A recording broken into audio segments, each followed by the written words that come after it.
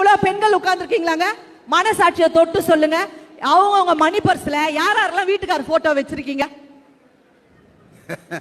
அந்த அம்மா சொல்லுது அவனை வீட்டுல வச்சிருக்கிறதே பெருசு, அவனை மணி பர்ஸ்ல வேற வைக்கணுமான்னு கேக்குது. நடுவர் அவர் என்னமா சமைக்கிறீங்க? நீங்க என்ன சமைக்கிறீங்க? சுட சுட சமைச்சா அது அம்மா சமையலுங்க, சுட வச்சு போட்டா அதான் பொண்டாட்டி சமையல். நடுவர் அவர்களே, தக்காளி சோத்த கூட அம்மா பிரியாணி மாதிரி செய்வா, ஆனா பிரியாணிய கூட தக்காளி சோறு மாதிரி செஞ்சு போடுவா பொண்டாட்டி. நடுவர்களே, கமகமான வாசனை வந்தா அது அம்மா சமையல், வாசனை வருதா அப்படின்னு பார்த்தா அது பொண்டாட்டி சமையல்.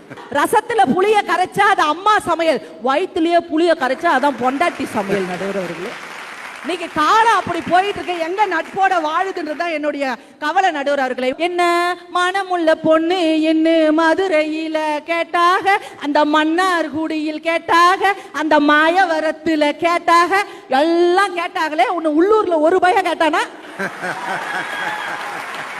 ஒரு நல்ல இல்லறம் எது என்று சொன்னார், நட்பான இல்லறம் எது என்று சொன்னார், கணவனை கடன் வாங்காமல் பார்த்துக் கொள்ளுகிற மனைவியும், மனைவியின் கண்களிலே கண்ணீர் வராமல் பார்த்துக் கொள்ளுகிற கணவனும் இருந்தால் மட்டும்தான் அந்த குடும்பத்திலே நட்பாக இருக்க முடியும்.